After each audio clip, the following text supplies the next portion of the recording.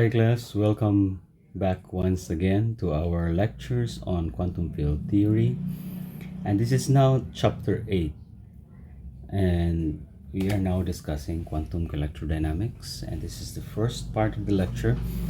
And again, I'd like to tell you about these books, Michio Kaku's quantum field theory, Mandel and Shaw's quantum field theory, and Gross's relativistic quantum mechanics and field theory. You can read them along with this lecture. Although this lecture would be a lot simpler than the book, but you can find the details in these books.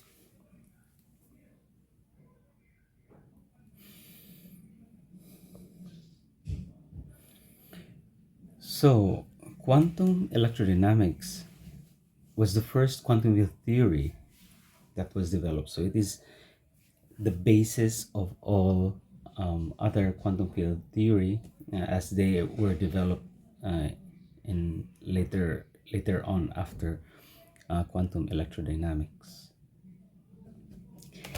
It describes the electromagnetic interactions, meaning if two particles are charged, the dynamics of their interaction is described by quantum electrodynamics. So this is a prototype quantum field theory in a way that all physical interactions are hoped to be described like this. And in this quantum field theory, the electromagnetic forces are the result of the exchange of virtual photons. So in this particular field theory, two charged particles interact by exchange of photons. These photons are bosons. And the momentum carried by the photons causes the recoil between two, for example, electrons, and this recoil causes repulsive interaction between two electrons. And if it is like a proton and an electron, the exchange would cause an attraction. So we can represent a photon by a wave line, like in figure 8.1. This is a schematic representation of a photon. We always, most of the time, denote the photon as lambda in Feynman diagrams. So a photon is represented by a wavy line. So if you see a Feynman diagram and you see a wavy line, that's a photon. In figure 8.2, you have a Feynman diagram of an interaction between two electrons. By the way, it is assumed here that the time direction is going up, so that you will have two electrons incoming here, and then they exchange a photon, and then they go they scattered away. So that's a basic QED process, repulsion between two electrons, where two electrons enter from the bottom, exchange photon, and then move off. So anyway, this is just a Feynman diagram of that particular interaction, but there are also other diagrams that contributes to the calculation of the amplitude of this particular diagram. Amplitude, this is used in the calculation of cross sections, decay rates, and those things. This is very important. This is denoted by, most of the time, this is denoted by M.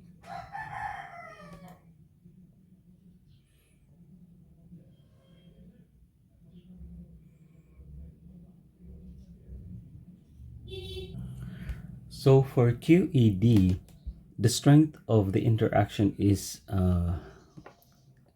given by, or is proportional by, the fine structure constant. That is the coupling constant of the quantum electrodynamic interaction between two charges.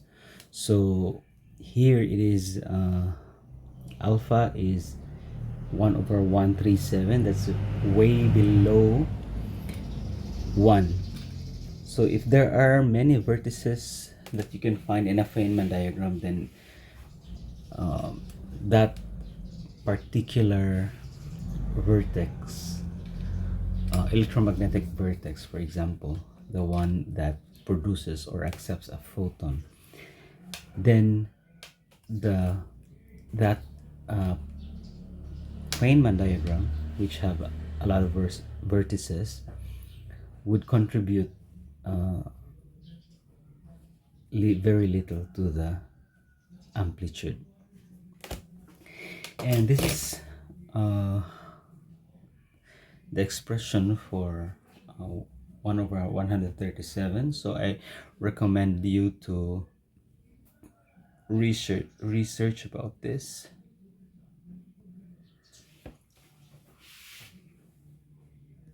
This coupling constant makes the QAD calculations using perturbation theory, and in particular Feynman diagrams, very much easier, because it is less than 1, and you have to raise that to the power n as more and more vertices shows up in a Feynman diagram, and it goes to 0. The contribution goes to 0 when n is very large.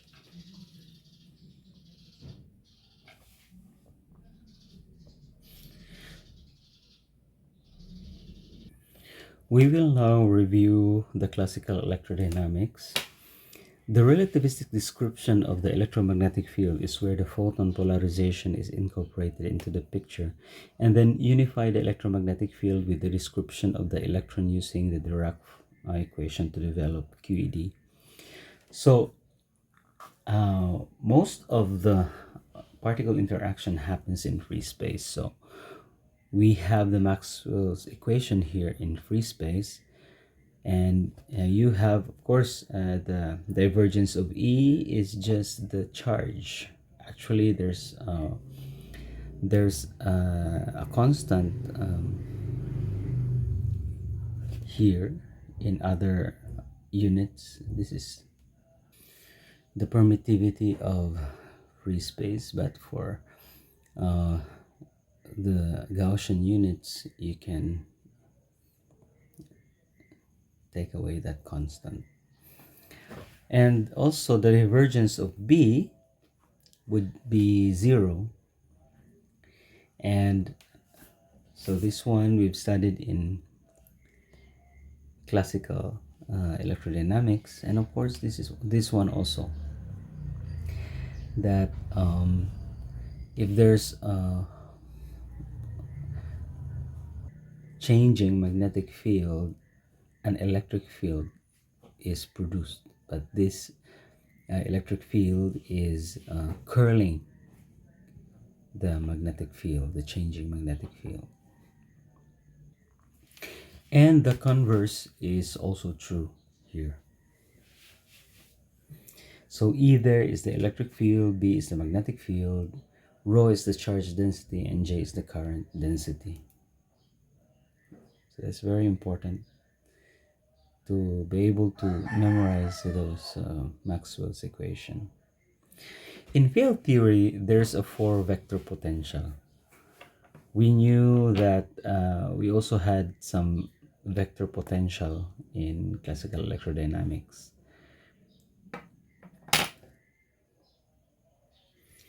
Whose curl is the magnetic field. So anyway, these are defined in our classical electrodynamics, that electric field is just the gradient of the scalar potential, and the vector the time derivative of the vector potential, while the magnetic field is the curl of the vector potential. And now we define the electromagnetic field tensor. F mu nu is just equal to this one here, equal to the derivative or partial derivative mu a nu minus partial derivative nu a mu. And this turns out to be the matrix given by this one here. So I've written down some examples beforehand.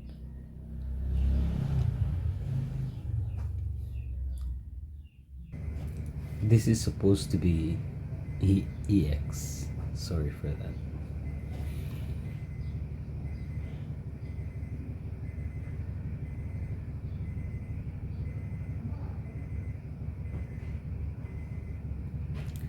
The Maxwell's equation can be written in the compact form here, using the definition of F in 8.5. So you can show this on your notes. And the Lagrangian for the electromagnetic field is given by this.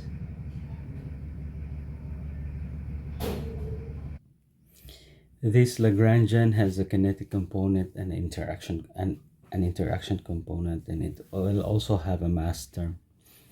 So as defined in previous lecture, this Lagrangian has a canonical momentum associated with this one, and it's just given by this expression here,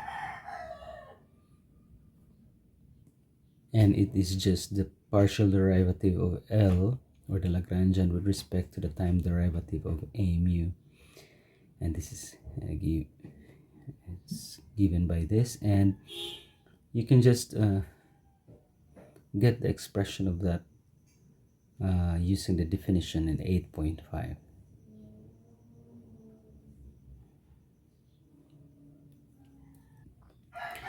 The continuity equation expressing the conservation of electric charge can be derived from this Lagrangian using this one. You can derive that by using the usual techniques, and a gauge transformation can be applied to the 4-vector potential a mu. In this case, you have to add some derivative of some scalar field chi, say here. This will not change the field equation, and it's just a mathematical tool, and which allows us to pick a convenient form of a mu. But later on, there are found out to be some particles which can be helpful in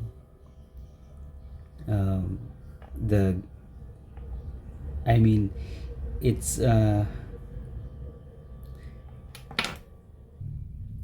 the reason why some particles does not have mass, this derivative of chi. But later on, as we discuss in the Higgs mechanism, where other particles gain mass by eating those bosons. Requiring the divergence of the 4 potential, this is also Lorentz condition, where the partial mu a mu is equal to 0. So if we require this, this allows us to approach the electromagnetic field in a similar way that the KGE, or the Klein-Gordon equation, was dealt with in the previous chapters, or in the previous lectures. So you can review that, and you can also see how the annihilation and creation operators were transformed to creation and creation, annihilation and creation were transformed into operators in the Klein-Gordon equation discussion.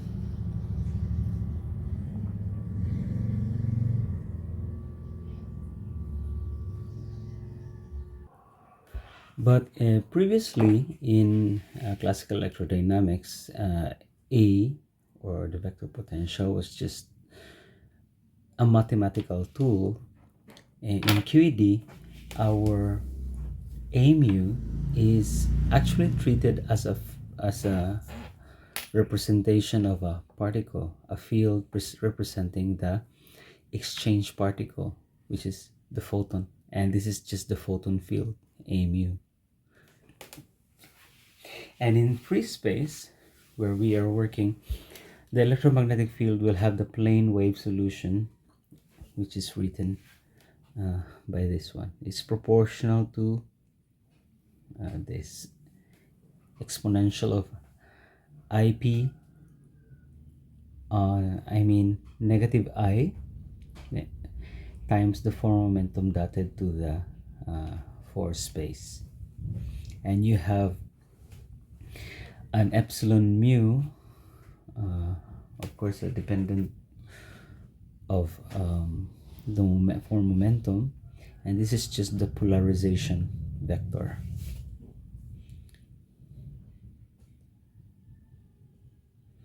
So here you have your P dot x is actually just equal to energy times time minus P dot x. The P there is the momentum, the usual three-dimensional momentum, and x there is just xyz. So the photon is actually massless as theorized, so our electric field will just, not the electric field, but the energy, sorry for that, is just equal to the momentum. Hence our P mu is equal to 0. By the way, the polarization vector plays the role of the spin part of the wave function for the photon. So again, the Lorentz condition results in a constraint on the polarization vector, and we'll see that in a while.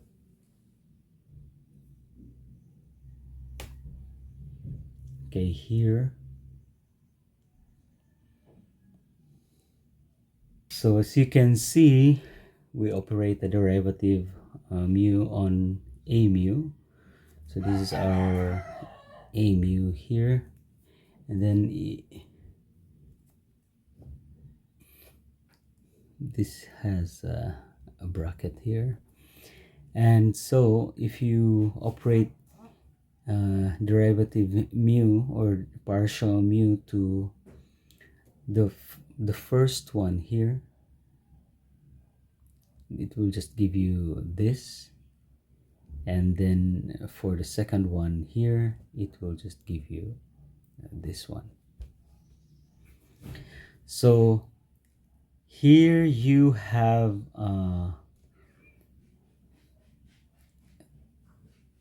this one is equal to 0 because it's not dependent on the position, it's dependent on the momentum. So everything goes to 0, and you only are left with this one here. So this is cannot be all the time 0, or cannot even be 0. So to be able to equate this with 0, then this must be. zero all the time. So a detailed solution to that can be found here.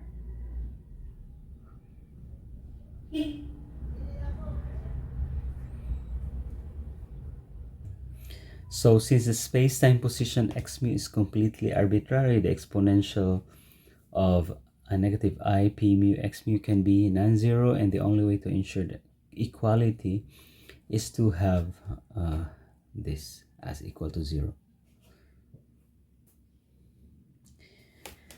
The form of the polarization vector epsilon mu is fixed by the choice of reference frame, and is common to take p in the z direction. So it depends on you, but for simplicity's sake, we can use the direction of the 3 momentum in the z direction, so that the polarization would be given by only 2 directions.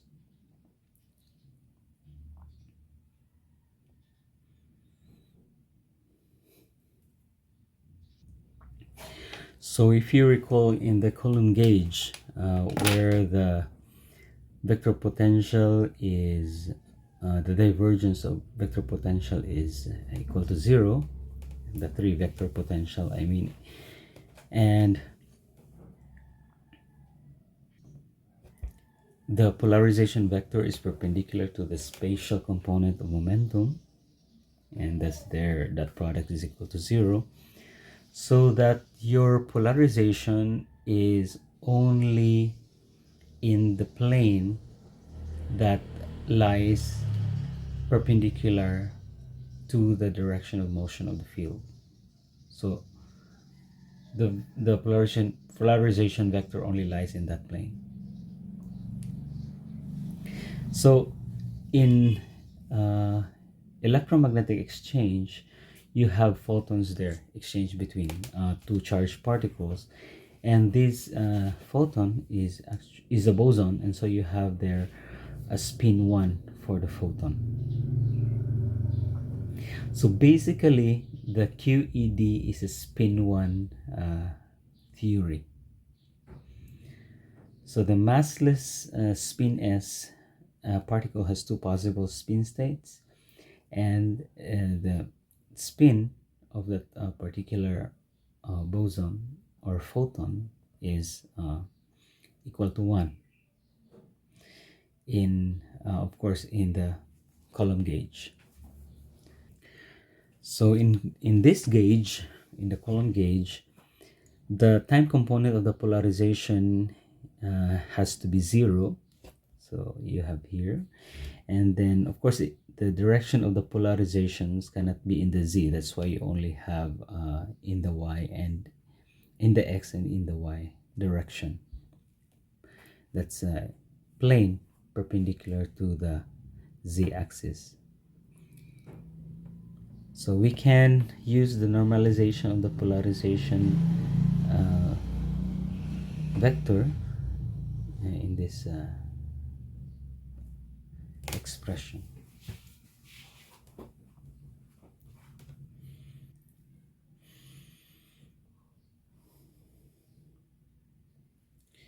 We are now going to quantize the electromagnetic field.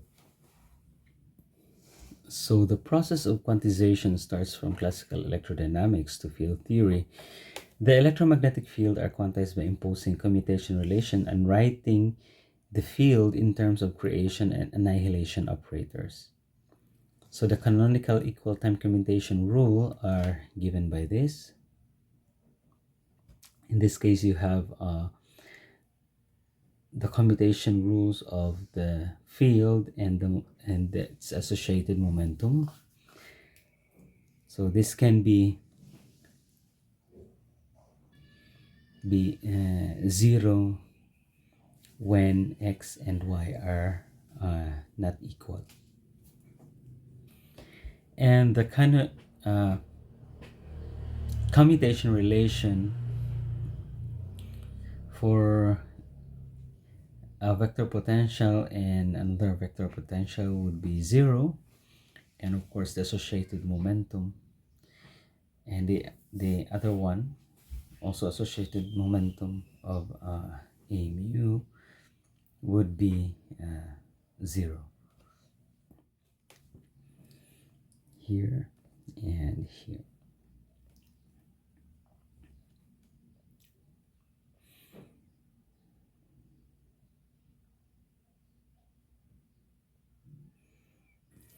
We can quantize the electromagnetic field by going to the classical free space solution in Fourier modes here. So here you can write the vector potential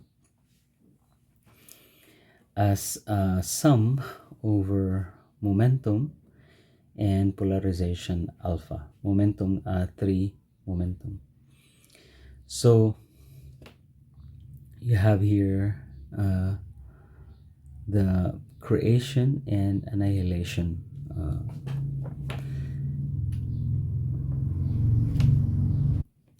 and they are promoted to an operator in quantum field theory. So you will have a hat here for if you put them as an operator. This means that when they interact, they will act on a particle. So in quantum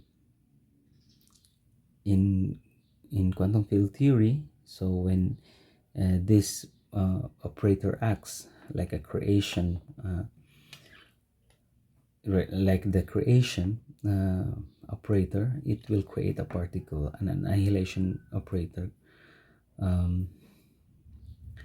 will annihilate the particle. I'm sorry, this is creation. I mean annihilation, and this one is creation.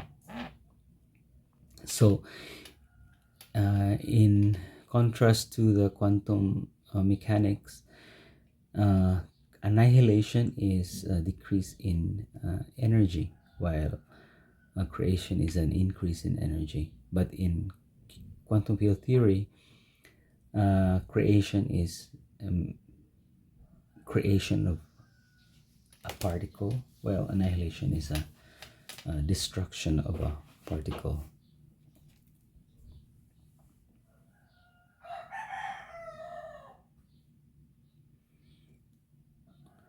So for the case of QED, the creation operator creates a photon of momentum p and polarization lambda, while the annihilation operator destroys a photon with momentum p and polarization lambda.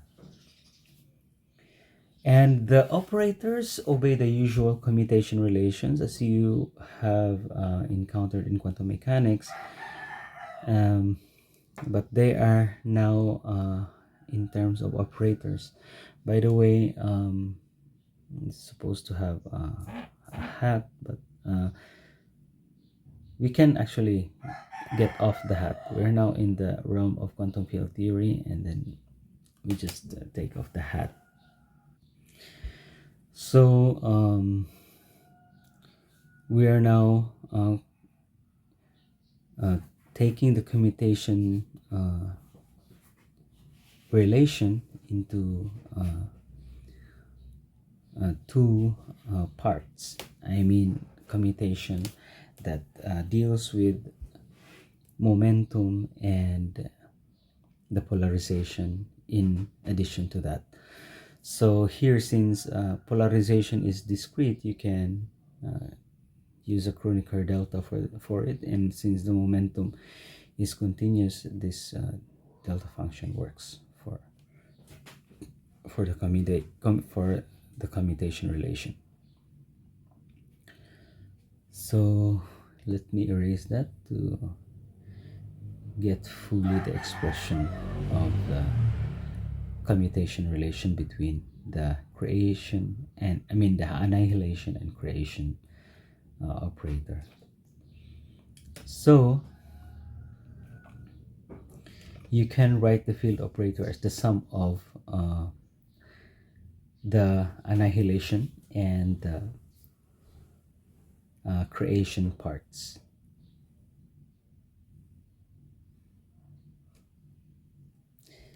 This one is the positive frequency, and this one is the negative frequency.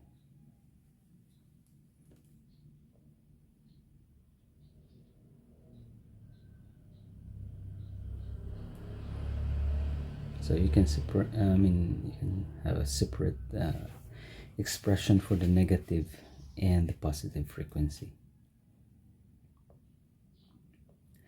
Now we'll go to the gauge invariance of the quantum field theory called quantum electrodynamics.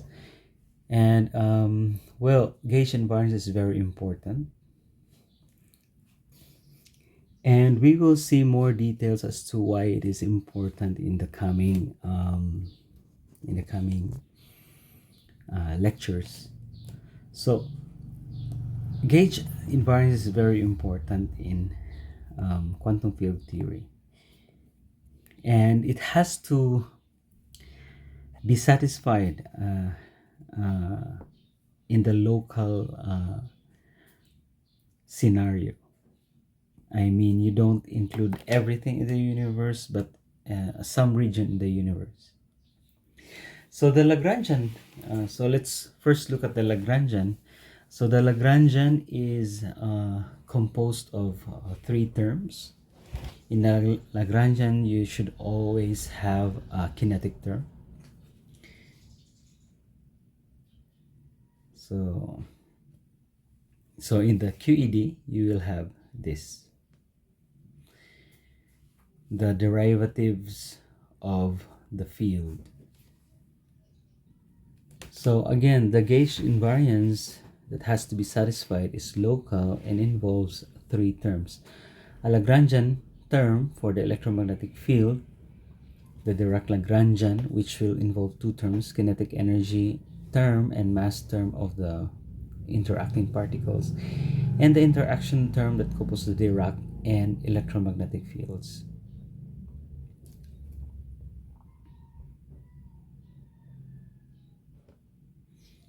So the Dirac equation gives the Lagrangian given by this. So this is the kinetic term of the fields of the interacting particles. I mean, of the particles, the leptons, not the photons, because the photons are given by a mu. This one is for the other particles, the charged particles, and this one is the mass term for the charged particles.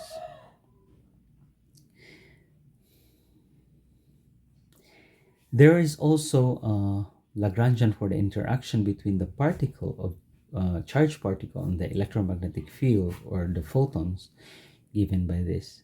And the total Lagrangian therefore would be the sum of all of these terms. The first one given by this, the second one given by this, and the final one here.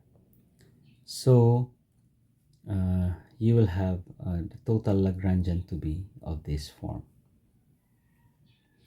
So when you say that it is invariant, gauge invariant, then when you add some gauge to a mu and you apply that gauge, you will still get the same Lagrangian. But how is it when its gauge is a local gauge? So later on we will see that.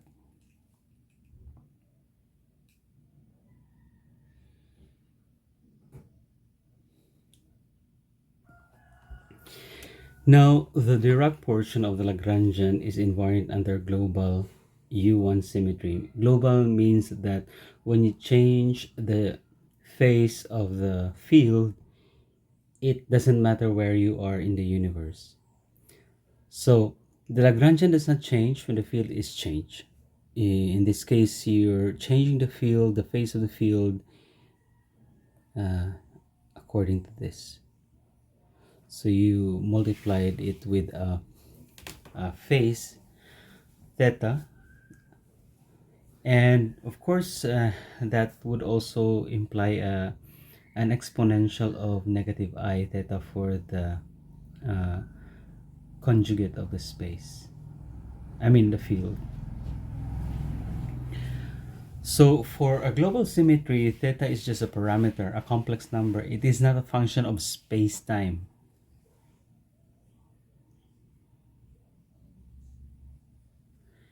Which means that when you get the partial derivative mu of e to the phi, I mean the theta, I theta, it's always zero. So if you look at the mass term in the Dirac part of the Lagrangian, it's invariant under this transformation. So the exponential I theta and exponential negative I theta will just cancel. And so the mass term remains. It doesn't affect that term. And also if you do the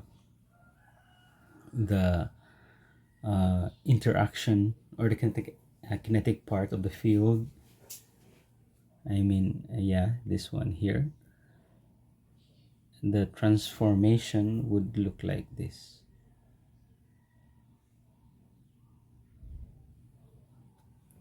And again, the exponential will just cancel itself. The direct Lagrangian is shown is invariant under the global U1 symmetry. But we are more concerned on the local transformation because the standard model of particle physics requires invariance under local transformation. So in this case, theta would have to be space-time dependent. So how about this? Will this make, of course, the mass term would be conserved, would not change. But how about the kinetic term of the field?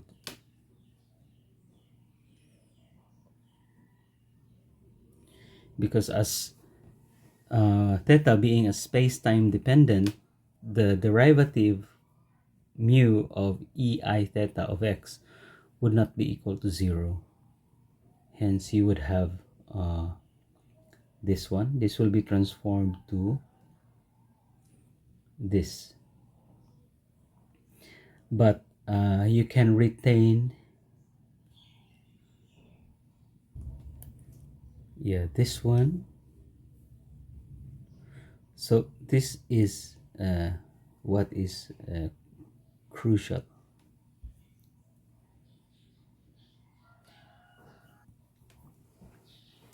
Here, because this one is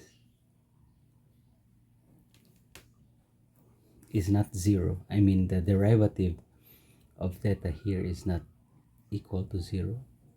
So it will not never be equal to this one. So what happens here?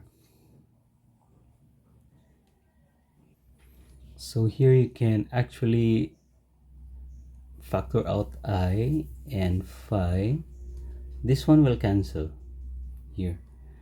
And yeah, that's phi bar. And then you can also factor out gamma, mu. And you have some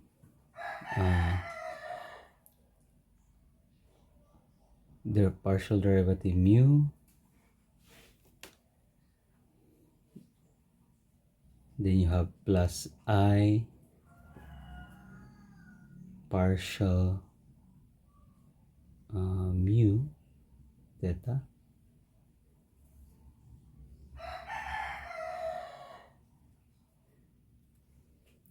or should I say before that we can actually write this as psi plus psi partial mu theta. So that is not glaringly not equal to this one. But physically and experimentally, there is invariance in nature, and so a theory must also have invariance. So here, there is a challenge to recover this one. But will we be able to recover this under a local gauge transformation? So let's look at the next slide. The way to create a transformation of the electromagnetic field of the form is to have this,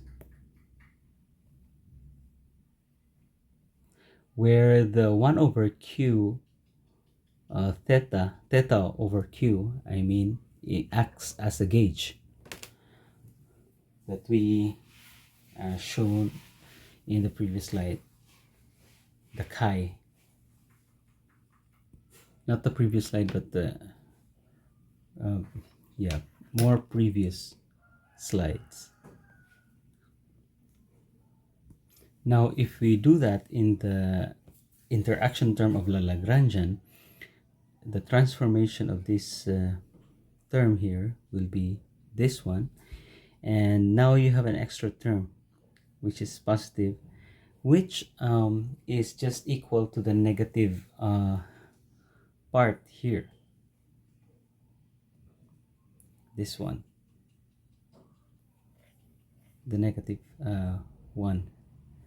So they can cancel, and so you will have an invariant theory with the help of a gauge, this one here.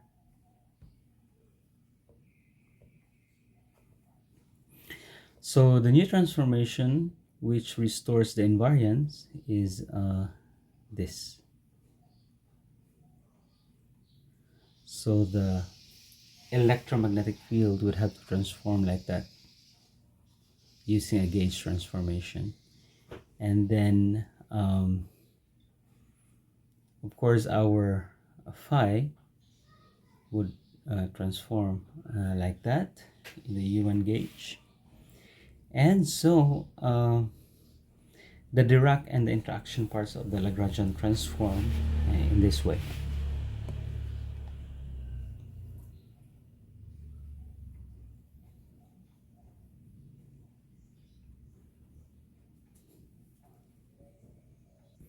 So which cancels which? So this one, and this one will cancel, and of course this one and this one will also cancel.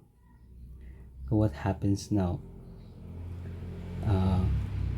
You will have a new definition of the covariant derivative. I mean, you have to add something to the earlier partial derivative and introduce a new covariant derivative here,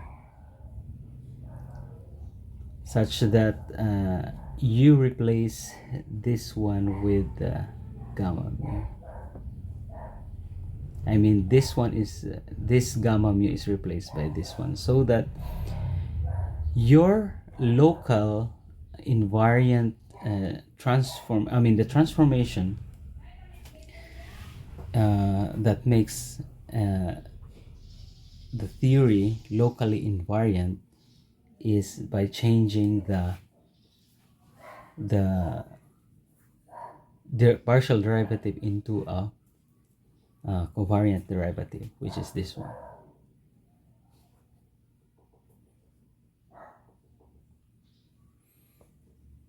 So the origin of the covariant derivative can be understood more by considering how A mu transform under a Lorentz gauge transformation. So it also can be shown that the similarity transformation is given by this. So you see how important the gauge is. It helps you do the Lagrangian, it helps you retain the form of the Lagrangian locally. And it helps you, as it is required under the transformation of the form a mu going to a mu minus 1 over q partial derivative of theta, because that's the only way you can transform the Lagrangian into a similar form, only that the partial derivative there becomes a covariant derivative, and this gives the Lagrangian that is invariant under Lorentz gauge transformation. So okay, that's it.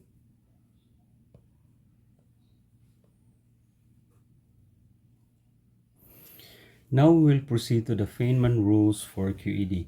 The Feynman rules for QED applies to lepton-photon interactions.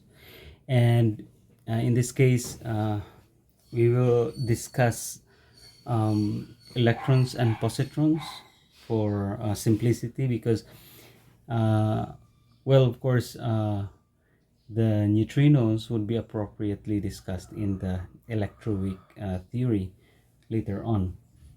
So, and of course also we can discuss quarks as well, but quarks are very interesting particles because they also have, aside from electrical charge, they also have color charge, which is following the quantum chromodynamics, which can be a little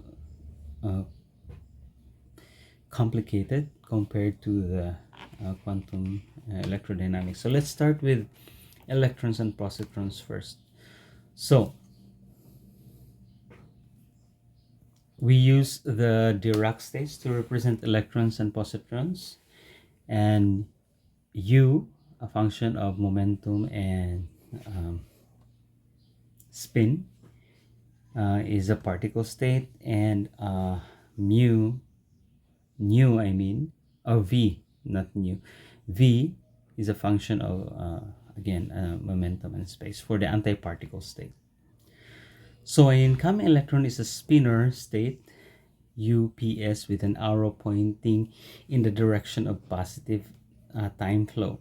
So in this case, so even without this one, we assume that the time is in that direction when you see a Feynman diagram.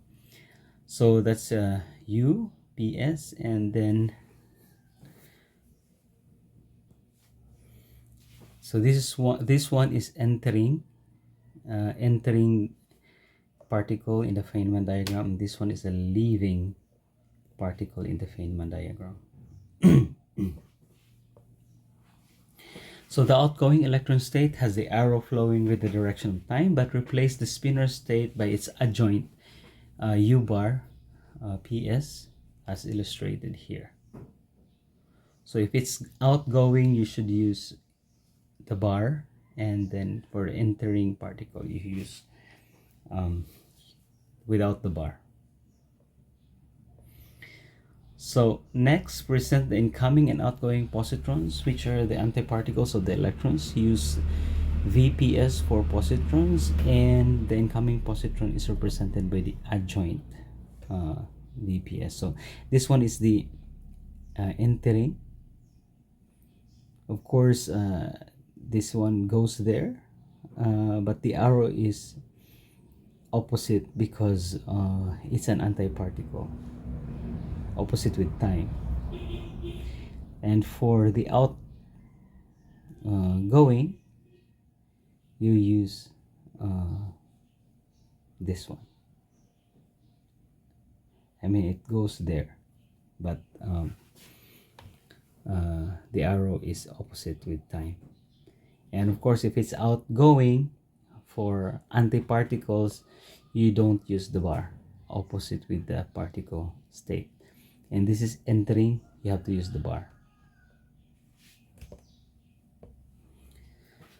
So at each vertex of a Feynman diagram for a QED process, we include coupling constant, as always, as discussed in the previous lecture. In this case, we use GE for electromagnetic coupling constant, defined in terms of the fine structure constant, and this is just equal to the square root of 4 pi alpha. So for each vertex, there's a term of the form this one here.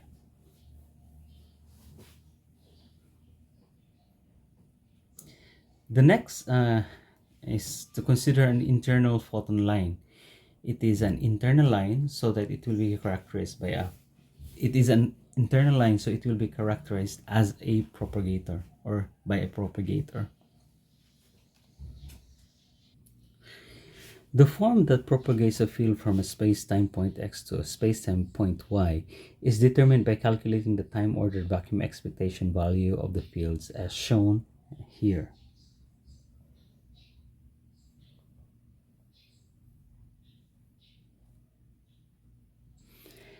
This can be done by breaking up the field into two frequencies, the positive and negative frequency components. So if you look at it, this is just equal to this simple expression would be equal to this one. You have a Heaviside function theta. So this part, you will have this part and this part.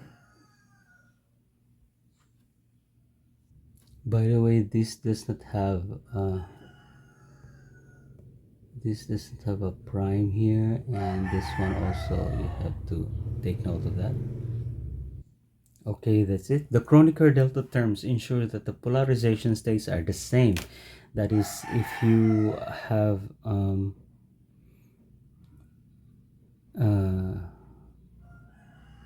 an alpha prime, that should be equal to alpha, and if you set your alpha prime to alpha, then you can do the integrals.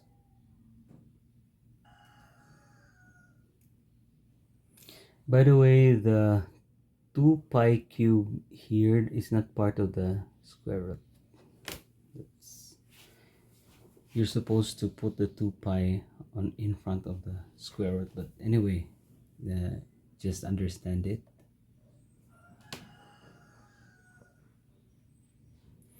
So the direct delta terms here, by the way, will ensure conservation of momentum. And of course, this Kronecker delta, as we have seen in the previous slides, ensures the polarization to be the same. So the propagator now simplifies to this one.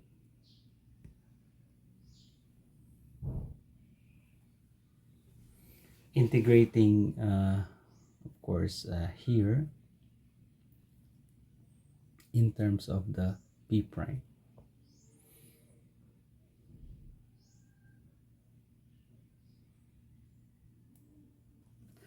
So as in a particular gauge where the polarization vectors are 0, like in the Coulomb gauge, this means that the polarization is fixed and does not vary with time. So it can be shown that you have this expression, by the way. Read on this, because I might ask question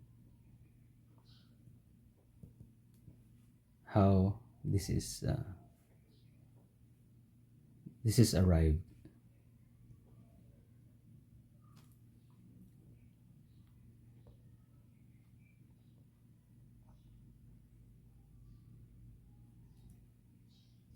And then now define the sum of the polarizations to be this one, and then of course, knowing the Heaviside function, which is just this one, because that is present here.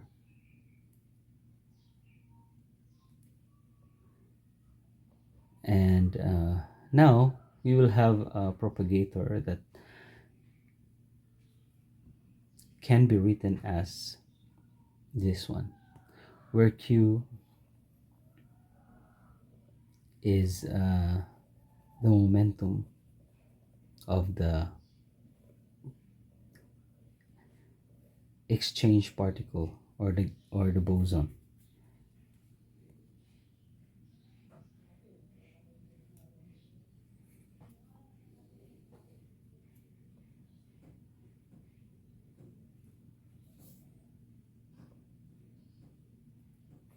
By the way, the Q is appropriately used for internal lines of the Feynman diagram.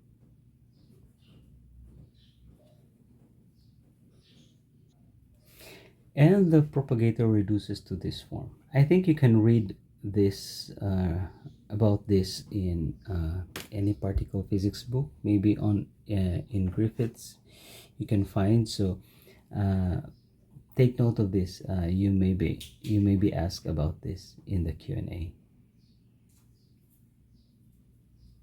So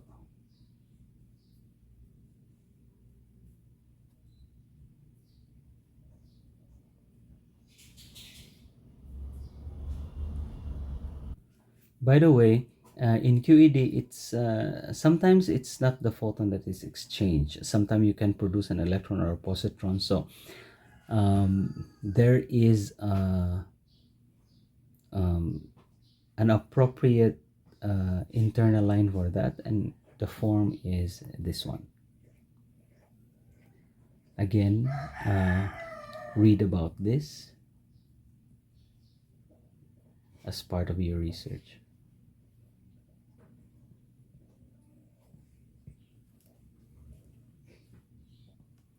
Okay. By the way, the procedure in getting this one here is similar, but the conservation is again conserved. The momentum is again conserved in the vertex. So you can use a Dirac delta function. But of course, you have to take into account the spin. And now we end this session, but we will in the next in the part 2 of this lecture, we will solve electron scattering, or the molar scattering. We will calculate the amplitude for this scattering. So that's it, guys. See you next meeting.